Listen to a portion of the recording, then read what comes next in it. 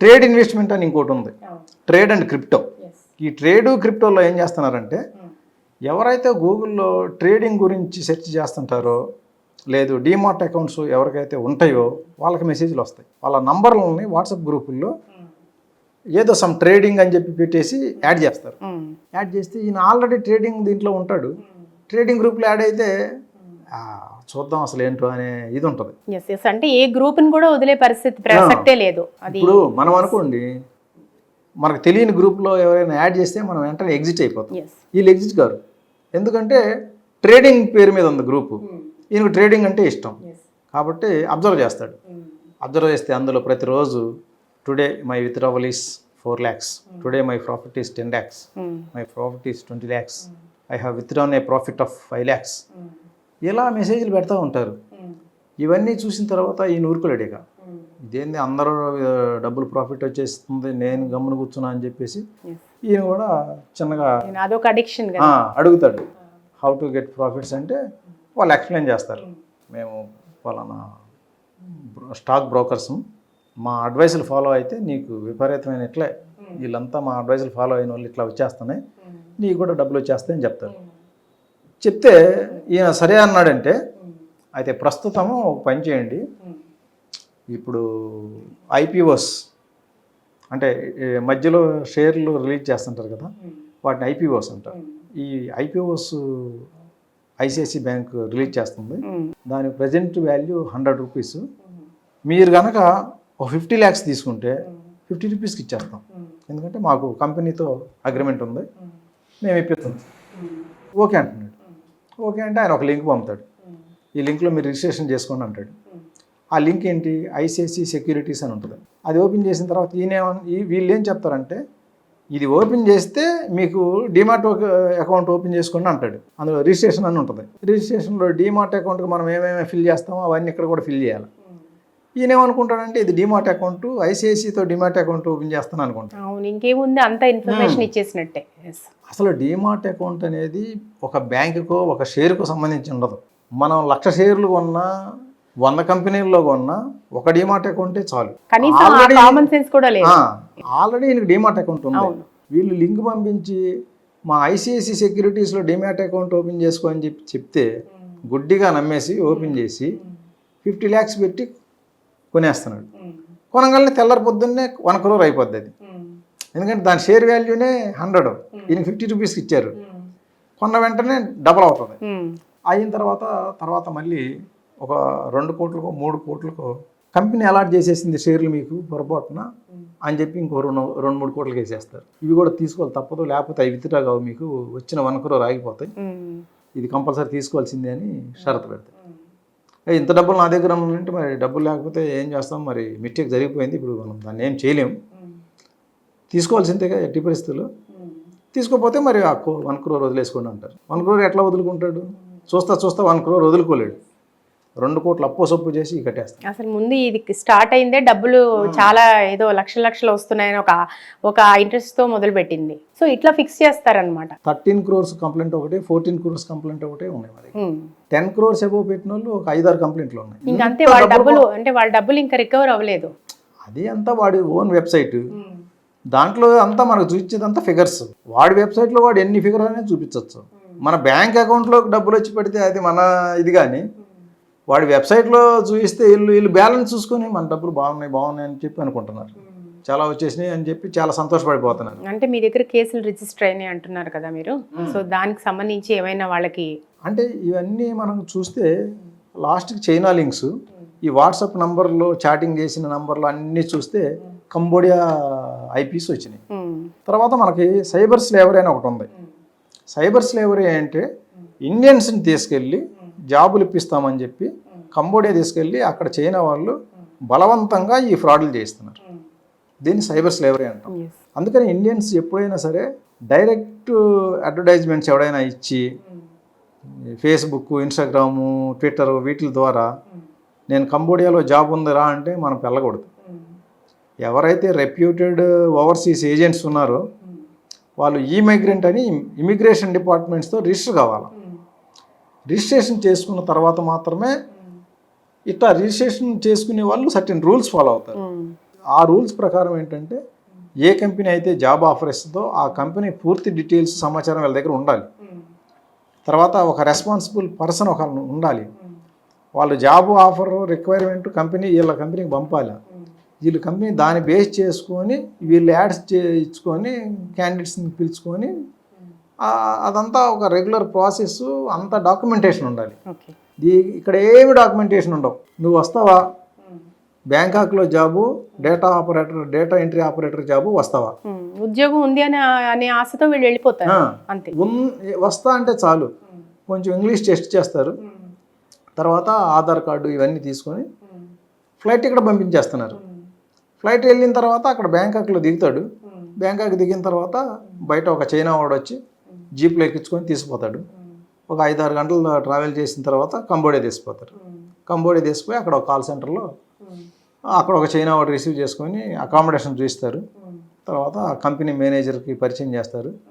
వాడు first phone తీసుకొని format చేసేస్తారు. తర్వాత పాస్పోర్ట్ లాగా పెట్టేసుకుంటారు. అంతే, ఇక స్లేవరీ, ఒక బానిసత్వం. పాస్పోర్ట్ పోయింది, ఫోన్లో కాంటాక్ట్స్ మొత్తం పోయినాయి, చెప్పినట్టు చేయాల్సిందే. అంతే, చేయకపోతే మాకు $3,000 కట్టు, $5,000 కట్టు, నీ పాస్పోర్ట్ ఇస్తాం. ఇది పరిస్థితి. తప్పని పరిస్థితుల్లో ఇక వాళ్ళు ఇచ్చే ట్రైనింగ్ తీసుకొని మన వాళ్ళే చీట్ చేస్తున్నారు. డబ్బులు మాత్రం చైనా వాడు తీసుకుపోతాడు. చీటింగ్ మాత్రం మన వాళ్ళని చీట్ చేస్తుంటారు. ఇష్టం ఉన్నా లేకపోయినా కూడా అక్కడ ఉండి చేస్తున్నారు. ఇప్పుడు మనకి ఈ క్రైమ్స్ అన్నింటిలో కూడా, ఈ ట్రేడింగ్ ఇన్వెస్ట్మెంట్లో కానీ, క్రిప్టో ఇన్వెస్ట్మెంట్లో కానీ, డిజిటల్ అరెస్ట్లో కానీ, ఈ పార్ట్ టైం జాబ్ ఆఫర్స్లో కానీ, అలాగే ప్రసాద్ గారు మ్యాట్రిమోనియల్ సైబర్ క్రైమ్స్ కూడా వెలుగు చూస్తున్నాయి చాలా వరకు. వాటికి సంబంధించి మీ దగ్గరకు వచ్చిన కేసులు ఎట్లా ఉన్నాయి, ఆ పర్సంటేజ్ ఎట్లా ఉంది ఆ క్రైమ్స్కి సంబంధించి? అవి కూడా ఎక్కువే ఉంటాయి. కాకపోతే ఏంటంటే వాటిలో డిఫరెంట్ టైప్స్. మ్యాట్రిమోనియల్ వచ్చేసరికి పర్టికులర్గా 2, ఒకటేమో నైజీరియన్స్, రెండోది ఇండియన్స్. నైజీరియన్స్ ఏం చేస్తారంటే ఫారిన్లో ఉంటున్న ప్రొఫైల్స్ అప్లోడ్ చేస్తారు.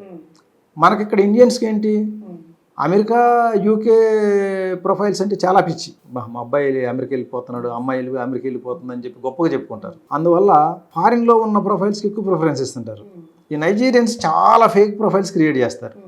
క్రియేట్ చేసి వాడు అందులో ఏం చెప్తాడంటే, మా పేరెంట్స్లో ఒకళ్ళు ఇండియా నుంచి ఉన్నారు, అందువల్ల నాకు ఇండియా అంటే చాలా ఎక్కువ ప్రేమ, నేను వైట్ స్కిన్ అయినా కూడా మీ స్కిన్కి నేను లైక్ చేస్తా, నేను ఇండియన్స్ని చేసుకోవాలని నిర్ణయించుకున్నాను అని చెప్పి వాడి ప్రొఫైల్ ఏంటంటే అక్కడ ఒక 100 కోట్ల ఆస్తున్న టైప్లో చెప్తాడు. అది చూడంగానే ఇంకా మన వాళ్ళు ఇంకా ఫ్లాట్ అయిపోతారు. తర్వాత వీడియో కాల్, వాడి ఫోటో చూపించడు, వీళ్ళది మాత్రం ఫోటోలన్నీ తెప్పించుకుంటాడు.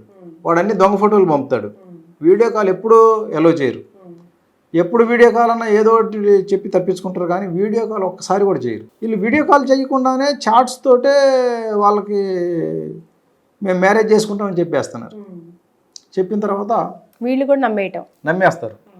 నమ్మిన తర్వాత కొన్ని రోజులు చాట్ చేసి ఒక 10 రోజులు మన లవ్కి సింబల్గా ఒక నేను గిఫ్ట్ పంపిస్తున్నా, అందులో అన్నీ ఈ ఉన్నాయని చెప్పేసి ఒక పెద్ద కట్ట క్యాష్, అన్ని $, లేదా పౌండ్స్, ఇంత కట్ట, తర్వాత గోల్డ్ జ్యువెలరీ, గ్లిటరింగ్ జ్యువెలరీ బొమ్మలు పెడతారు, ఒక ల్యాప్టాప్, తర్వాత సెల్ ఫోన్లు, ఎలక్ట్రానిక్ గ్యాడ్జెట్స్ అన్నీ, ఇవన్నీ పిలిచి ఇంత పెద్ద బాక్స్ బొమ్మ ఒకటి పెడతాడు ప్యాక్ చేసేసి. ఈ మొత్తం ఈ బ్యాగ్లో పెట్టేసిన, ఇది ఈ కొరియర్ రేపు ఫ్లైట్కి బుక్ చేసేసిన, నీకు 2 డేస్లో వచ్చేస్తా అంటాడు. 2 డేస్ తర్వాత ఒక ఫోన్ కాల్ వస్తుంది, ఇంటర్నేషనల్ ఎయిర్పోర్ట్ ఢిల్లీ నుంచి కాల్ చేస్తాం, మీకు పార్సిల్ వచ్చింది, దీనికి కస్టమ్ ట్యాక్స్ కట్టాలా అంటారు. వీళ్ళు ఓకే అని కట్టేస్తారు. ఎందుకంటే అప్పటికి చాలా పీకల్లో లవ్లో ఉంటారు కదా, అది క్లియర్ చేస్తారు. చేసిన తర్వాత వెంటనే మళ్ళీ ఇంకో కాల్ వస్తుంది, స్కాన్ చేస్తే డబ్బులు ఉన్నాయి, ఇందులో డబ్బులు ఇట్లా పార్సిల్లో పంపకూడదు, ఇది పెద్ద క్రైమ్, నీ మీద కేసు బుక్ చేస్తున్నాం అంటారు. కేసు అనగానే వీళ్ళకి భయం వేస్తుంది. అయ్యో నా మీద కేసు ఏంటంటే మరి నీ పేరు మీదే వచ్చింది కదా పార్సిల్, కాబట్టి నీ మీద కేసు బుక్ చేస్తున్నాం, చేయకూడదంటే 5 lakhs కట్టాలి. వీళ్ళు అది కట్టేస్తారు. కట్టిన తర్వాత మళ్ళీ మేము ఎన్ని స్కాన్ చేసి కౌంట్ చేసాం, డబ్బులు ఏదో $5 million ఉన్నాయి, లేకపోతే $10 million ఉన్నాయని చెప్పి చెప్తారు. అంటే ఇంత పెద్ద అమౌంట్ అనగానే ఇప్పుడు నీ పేరు మీద వచ్చింది కాబట్టి ఇది నీకే పంపించాలా, కాకపోతే ఒక పని చేయాలి, నీ అకౌంట్ డీటెయిల్స్ పంపించంటారు. అవి పంపిన తర్వాత పెద్ద అమౌంట్ కదా, మేము డైరెక్ట్ పంపడానికి రాదు, త్రూ RBI పంపాలా, ఆర్బీఐ ఛార్జెస్ కట్టాలంటారు. అది కూడా పెద్ద అమౌంటే చెప్తారు. ఈ పేమెంట్ కెపాసిటీని అసెస్ చేసి అది కూడా అది అయిపోయిన తర్వాత ఇది అయిపోయింది పంపించేస్తాను డబ్బులు అంటారు. అన్న తర్వాత మళ్ళీ ఇంకోటి పెడతారు. కాకపోతే ఇప్పుడు ఇది కన్వర్ట్ చేయాలంటున్నారు. డాలర్స్ ఉంది కదా, ఇండియన్ రూపీస్కి కన్వర్ట్ చేయాలి, కన్వర్షన్ ఛార్జెస్ అంటారు. అది అయిపోయిన తర్వాత ఇన్కమ్ ట్యాక్స్ అంటారు. ఇట్లా రకరకాల ఇది చెప్పేసి వాళ్ళ అవతల వాళ్ళ కెపాసిటీ ఎంత ఉందో మొత్తం అంతా డబ్బులు లాగేస్తారు. అంతా అయిపోయిన తర్వాత పార్సిల్ ఉండదు, ఏముండదు.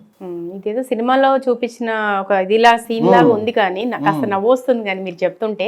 కానీ నిజంగా చాలా బాధాకరం ప్రసాద్ గారు. బాధాకరం అదే. ఇది ఏంటంటే ఒక రకమైన థ్రెటనింగ్, ఒక రకమైన ఎమోషనల్ బ్లాక్మెయిలింగ్, ఇట్లా బ్లాక్మెయిలింగ్ చేసి ఒక విధంగా మొత్తం జీవితాలతో ఆడుకుంటున్నారు రకంగా చెప్పాలంటే. ఇట్లా కాజేస్తారు. కొంతమంది ఇండియన్స్ ఉన్నారు. ఇండియన్స్ ఎట్లా అంటే రీసెంట్గా ఒక కేసు అయింది. అందులో ఏంటంటే ఒక అతను అమెరికా రిటర్న్, ఆయనకి కొంచెం ప్రాబ్లం ఉండి వైఫ్తో విభేదాలు వచ్చి డైవర్స్ తీసుకుని వచ్చేసాడు. ఆయన ఏజ్ 48 years. వచ్చిన తర్వాత ఆయనకి యూఎస్ రిటర్న్ కాబట్టి కొంచెం డబ్బులు ఎక్కువ ఉన్నాయి. ఇక్కడ ఏదో బిజినెస్ స్టార్ట్ చేసుకొని హైదరాబాద్లో ఉంటున్నాడు. అయితే అందరూ సలహా ఇచ్చారు. ఆయన దీంట్లో నుంచి బయటపట్టాలి. ఆయన డైవర్స్ తీసుకున్న ఇది అదే కొంత ఆయన కొంచెం మెంటల్గా అఫెక్ట్ అయ్యాడు. ఎప్పుడు డిప్రెషన్లో ఉంటుంటే, అరే ఎందుకు ఇప్పుడు ఇట్లా డిప్రెషన్లో ఉంటావు, పని చెయ్యి, ఎవరైనా అమ్మాయిని చూసి ఇక్కడ పేదమ్మాయి అయినా పర్లేదు, మంచి అమ్మాయిని చూసి పెళ్లి చేసుకో, పెళ్లి చేసుకుంటే నువ్వు ఈ డిప్రెషన్ ప్రాబ్లంలో నుంచి బయటకు వచ్చేస్తావు అని చెప్తే ఈయన మ్యాట్రిమోనీ వెబ్సైట్లో ఒక ప్రొఫైల్ పెట్టాడు. ప్రొఫైల్ పెడితే ఒక 23 years అమ్మాయి ఆయనకి లైక్ పంపించింది. లైక్ పంపిస్తే ఈయన ఓకే చేసి చాట్ చేశాడు. ఆ అమ్మాయి ఏం చెప్పిందంటే, నేను ఇంజనీరింగ్ చదువుతున్నాను, కాకపోతే మీ ఏజ్ ఎక్కువ ఉన్నా కూడా నాకేం ప్రాబ్లం లేదు, నేను పెళ్లి చేసుకుంటా అంటే, అరే నువ్వు నా కూతురు వయసు ఉంది ఎట్లా అమ్మా అంటే, లేదు నాకు అదేం లేదు, ఏజ్ ఎక్కువ ఉంటే నాకేం ప్రాబ్లం లేదు, మేము ఫైనాన్షియల్గా కొంచెం పూరు, మీరు ఫైనాన్షియల్గా కొంచెం సపోర్ట్ ఇస్తానంటే నాకు అదే చాలు, నాకు ఇంకేమొద్దు, మీరు మ్యారేజ్ చేసుకుంటే చాలు అని చెప్తే, సరే ఆయన ఒప్పుకున్నాడు. ఒప్పుకున్న తర్వాత రోజు చాటింగ్ నడుస్తుంది, కాల్స్ కూడా నడుస్తున్నాయి. కాల్స్లో మాట్లాడుకుంటున్నారు. ఒకరోజు కరోనా టైం అప్పుడు, ఒకరోజు నాకు కరోనా వచ్చింది అని చెప్పేసి అర్జెంటుగా 10 lakhs కావాలంది. ఈయన అప్పటికి కొంచెం కనెక్ట్ అయి ఉన్నాడు కాబట్టి కరోనా అనగానే 10 lakhs పంపించేసాడు. అయిపోయింది. తర్వాత మా అమ్మ కరోనా వచ్చింది అన్నది, ఆమెకో 10 lakhs. ఇట్లా 45 lakhs కొట్టేసింది. ఆ ఎగ్జామ్ ఫీజులు ఉంది, ఆ ఫీజులు ఉంది, ఈ ఫీజులు ఉంది, ఇట్లా 45 lakhs కొట్టేసిన తర్వాత కలుద్దామంటే ఏదో కారణం చెప్పి అవాయిడ్ చేస్తుంది. ఇంకప్పుడు డౌట్ వచ్చింది. కంప్లైంట్ ఇచ్చాడు. కంప్లైంట్ ఇస్తే 45 lakhs కూడా ఒకే అకౌంట్కి వేసినాడు. సరేనండి, మన వాళ్ళు పోయినారు. పోయి వెరిఫై చేస్తే ఒక జెంట్ ఉన్నాడు. వాడు ఒక వేగబ్యాండ్. ఆడు మ్యారేజ్ అయ్యి వైఫ్ వదిలేసింది, అన్ని ఆల్ బ్యాడ్ వైసెస్ ఉండి అన్ని దురలవాట్లతోటి ఒక్కడే ఉంటాడు. వాడివి ఏంటంటే ఇందులో వచ్చినవి అన్నీ కూడా గేమింగ్లో పెట్టేయటం, లగ్జూరియస్గా ఖర్చు పెట్టడం, అది వాడి లైఫ్ స్టైల్. మొత్తం ఖర్చు పెట్టేసినాడు. ₹1 కూడా వాడి దగ్గర లేదు. ఏంటి అంటే వాడికి వాయిస్ చేంజర్ అని ఒక యాప్ ఉంది. ఆ వాయిస్ చేంజర్ యాప్లో ఏంటంటే మనం యంగ్ గర్ల్ లాగా పెడితే మన వాయిస్ యంగ్ గర్ల్ లాగా మారిపోతుంది. అసలు గర్లే లేదు అక్కడ, వాడే మాట్లాడతాడు. వాయిస్ చేంజర్ యాప్ వేసుకొని మాట్లాడతాడు, అమ్మాయి వాయిస్ లాగా వస్తుంది. అట్లా ఎంత ఆరితేరిపోయారు. అటువంటి చీటింగ్లు మన వాళ్ళు కూడా చేస్తారు. అట్లా అందుకని ఏంటంటే మ్యాట్రిమోనియల్ విషయానికి వచ్చేసరికి ఫిజికల్గా చూడకుండా ఇది చాలా ఇంపార్టెంట్. ప్రతి అమ్మాయి గుర్తుపెట్టుకోవాల్సిన విషయం ఇది. ప్లస్ ఇంతకుముందు మన పెద్దవాళ్ళు చెప్పినట్లు అటు 7 తరాలు ఇటు 7 తరాలు అని చెప్పారు. కనీసం అబ్బాయినన్నా ఫేస్ టు ఫేస్ చూసి 7 తరాలు ఎంక్వైరీ చెప్పినా కనీసం ఒక తరంలో వాడి బ్యాక్గ్రౌండ్ అన్నా వెరిఫై చేసుకోవాలా. ఎట్లా అసలు ఈ ముఠాన్ని ఎట్లా ట్రేస్ అవుట్ చేస్తారు? చాలా ఈ మధ్య కాలంలో న్యూస్ విన్నాం, రాజస్థాన్ లో చాలా పెద్ద సైబర్ క్రైమ్ నేరస్తులను పట్టుకున్నారు. అంటే పోలీసులు అంటే కొంచెం డిఫికల్టీ అయినా కొంచెం వీళ్ళు అంటే రిస్క్ చేసి మరీ పట్టుకున్నారు అని, అంటే చాలా 6 months బ్యాక్. అంటే ఇప్పుడు రాజస్థాన్లో ఎట్లా అయిందంటే, ఇప్పుడు ఒక చిన్న విలేజ్లో ఒకడికి 4 డబ్బులు వచ్చినాయి అంటే అందరూ ఎంక్వైరీ చేస్తారు ఎట్లా వచ్చినాయని. మిగతా వాళ్ళు కూడా వాడిది పందాన్ని ఫాలో అవుతారు. అలా రాజస్థాన్లో ఏంటంటే ఇప్పుడు నేను చెప్పే కదా, చైనా గ్యాంగ్స్, కంబోడియా నుంచి చేసే ఫ్రాడ్స్, ఆ ఫ్రాడ్స్ అన్నిటికీ డబ్బులు వేయించుకుంటానికి కొన్ని అకౌంట్లు కావాలి. ఆ అకౌంట్లన్నీ రాజస్థాన్ నుంచి ఎక్కువ సప్లై చేస్తున్నారు. మేము దాన్ని బాగా స్టడీ చేసి మా కేసుల్లో ఎక్కువ ఎక్కడి నుంచి వచ్చినాయి అని చూస్తే ఎక్కువ రాజస్థాన్ వచ్చినాయి. ఆ రాజస్థాన్ ఎక్కడెక్కడ ఉన్నాయి ఏంటి అన్ని స్టడీ చేసి వాటి మీద డీటెయిల్డ్గా వాళ్ళ ఫోన్ నంబర్లు ఏంటి, లొకేషన్లు ఏంటి, అసలు కేవైసీ డాక్యుమెంట్స్ ఏంటి, ఇదంతా వెరిఫై చేసి ముందే ఒక ప్లాన్ తయారు చేసి ఆ ప్లాన్ ప్రకారం మా షికాగో మేడం ఆధ్వర్యంలో అక్కడ పోయి రైడ్స్ చేసి అంటే మాకున్న స్టాఫ్కి ఏంటంటే ఒక్కసారే అంతమందిని అరెస్ట్ చేయడం కుదరదు. అందువల్ల నిదానంగా అందరిని పట్టుకొని ఒక వారం రోజులు చేసి ఈ ఆపరేషన్లో దాదాపు ఒక 30 మెంబర్స్ వరకు పట్టుకొచ్చినాం. ఎస్, అదొక నిజంగా బిగ్గెస్ట్ సక్సెస్ డిపార్ట్మెంట్ వైపు నుంచి. సో మొత్తం మీద ఇంకా ఫైనల్గా ఎట్లాంటి అంటే మీరు తీసుకోబోతున్నారు కొన్ని డెసిషన్స్ కావచ్చు ఈ సైబర్ క్రైమ్ నివారణకి? ఎందుకంటే వన్స్ మీరే చెప్పారు ఒక్కసారి ఈ మోసాల బారిన పడితే అది మళ్ళీ డబ్బు రికవరీ అనేది చాలా కష్టమైన విషయం. అండ్ డబ్బనే కాదు, మానసిక ప్రశాంతత మీరు చెప్పినట్టుగా. ఇప్పుడు దీంట్లో ఏంటంటే హాట్స్పాట్స్, క్రైమ్ హాట్స్పాట్స్ని ఐడెంటిఫై చేస్తాం. మాకు కూడా టీం ఉంది. ఎక్కడెక్కడ ఇండియాలో క్రైమ్ హాట్స్పాట్స్ ఉన్నాయి అంటే మన కేసెస్కి సంబంధించి, తెలంగాణలో రిజిస్టర్ అయ్యే కేసెస్కి సంబంధించి హాట్స్పాట్స్ ఎక్కడెక్కడ ఉన్నాయి అవి స్టడీ చేయటం, అక్కడికి పోయి రైడ్స్ చేసి మనం అరెస్ట్ చేయటం. తర్వాత ఇప్పుడు జార్ఖండ్, రాజస్థాన్ వాళ్ళలో కొంతమంది వాళ్ళు అరెస్ట్ చేస్తారు. వాళ్ళు అరెస్ట్ చేసిన పక్షంలో వాళ్ళు అరెస్ట్ చేసిన ఇప్పుడు సీజ్ అవుతాయి. సీజ్ అయిన ఇవి మనం మొబైల్ నంబర్ సీజ్ చేస్తారు. అవి తెప్పించుకొని ఆ మొబైల్తో మనకేమన్నా లింకులు ఉన్నాయా, ఆ లింకులు ఎక్కడెక్కడ ఉన్నాయి, ఏమేమి కేసుల్లో ఈ మొబైల్ నంబరు ఇన్వాల్వ్ అయింది, అది అంతా స్టడీ చేసి మా వాళ్ళని అక్కడ పంపించి వాళ్ళని తీసుకొచ్చి ఇప్పుడు ఒక 6 మంది వస్తున్నారు జార్ఖండ్ నుంచి. ఈ 6 మంది తెలంగాణలో చాలా కేసుల్లో ఇన్వాల్వ్ అయినారు. వాళ్ళని తీసుకొచ్చి ఈ కేసులన్నింటిలో కూడా మేము రిమాండ్స్ చేస్తాం. సో మొత్తం మీద ఒక స్ట్రాంగ్ స్టెప్స్ అయితే మీరు తీసుకుంటున్నారు రికవర్ చేయడం కోసం. అయితే డిపార్ట్మెంట్ నుంచి ఎంత మీరు సివియర్గా మీరు ట్రై చేసినా కూడా ప్రజల్లో అవగాహన రావాల్సిన అవసరం డెఫినెట్గా ఉంది. అవేర్నెస్ రావాల్సిన, ముఖ్యంగా ప్రివెంట్ చేయడం వల్ల, ఇటువంటి క్రైమ్ జరగకుండా చూసుకోవడం వల్ల మాత్రమే ఇది కంట్రోల్ చేయొచ్చు. I think so. సో చాలా విషయాలు మీరు బెట్టింగ్ యాప్స్ గురించి కావచ్చు, అలాగే సైబర్ క్రైమ్ గురించి కావచ్చు, చాలా వివరంగా తెలియజేసినందుకు once again thank you so much sir.